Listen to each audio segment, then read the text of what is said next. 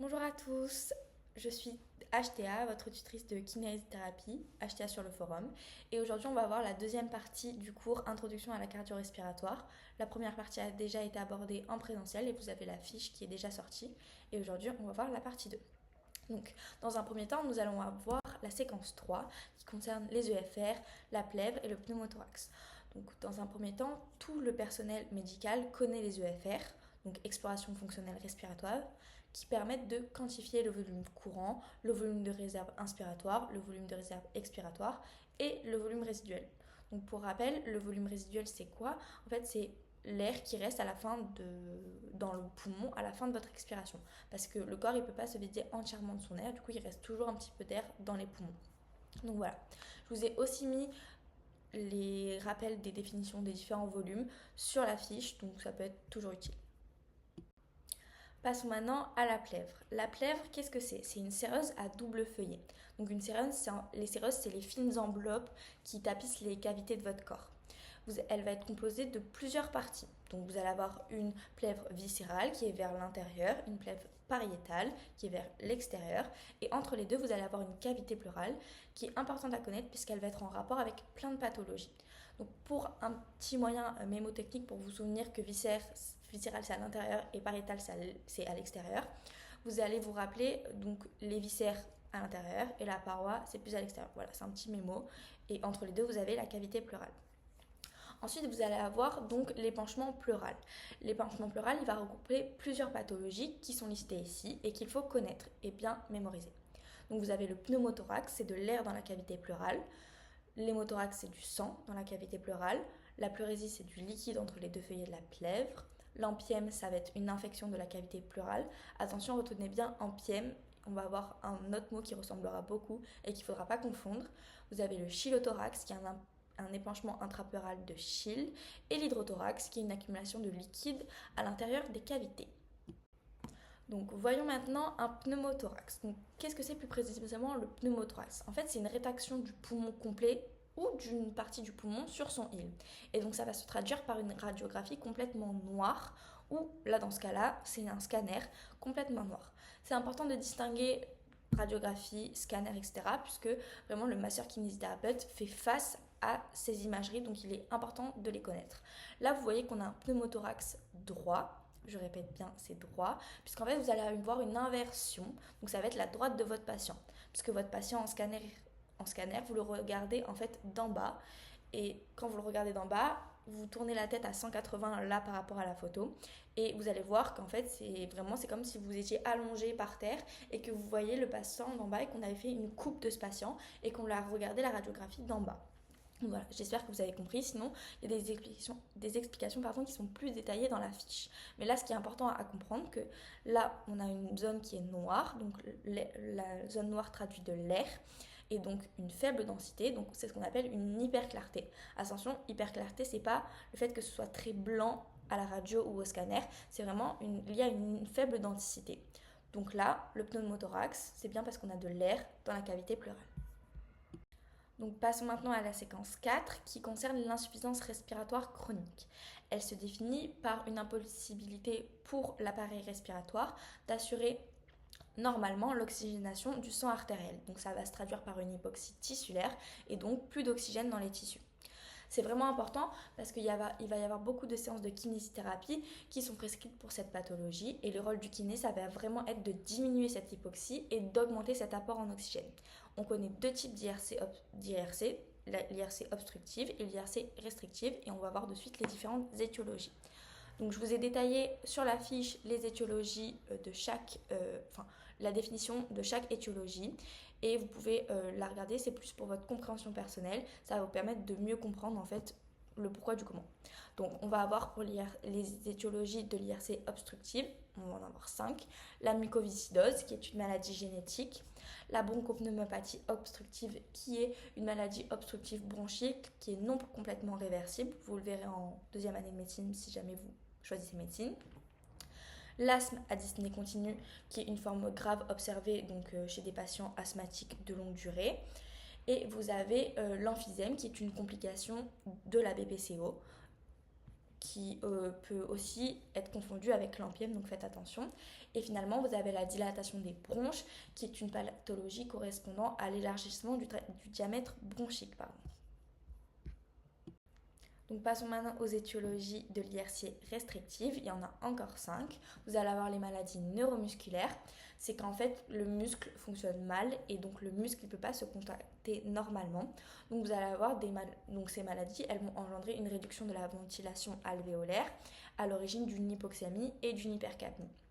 Vous avez aussi les pathologies interstitielles qui résultent de la détérioration des cellules qui entourent les alvéoles et une atteinte de la cage thoracique, des déformations de type kyphoscoliose et des pathologies pleurales.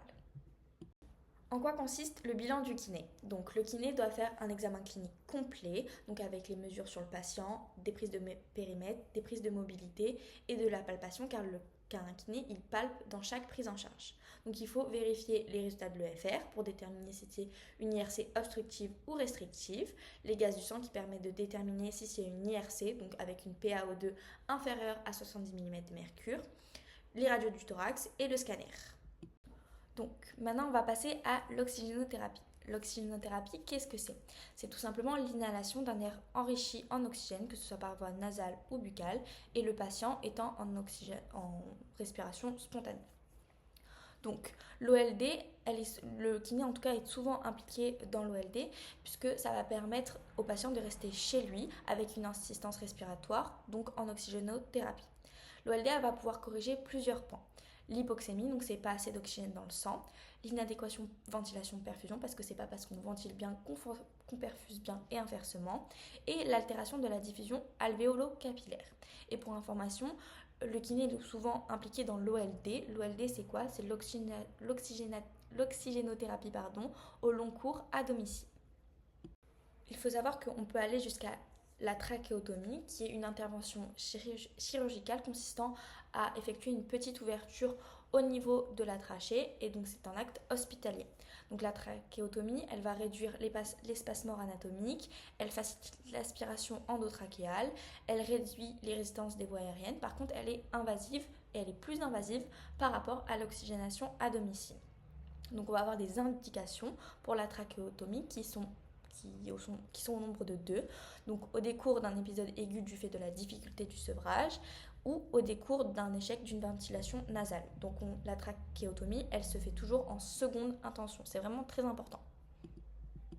Donc maintenant, nous allons voir la séquence 5 qui constitue donc la réadaptation cardiovasculaire, donc RCV. On va avoir les différents objectifs qui ont été classés en 3 catégories.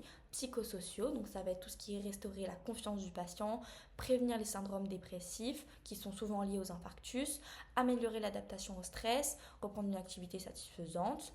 Du point de vue médical, ça va être diminuer la morbidité, la mortalité et la symptomatologie.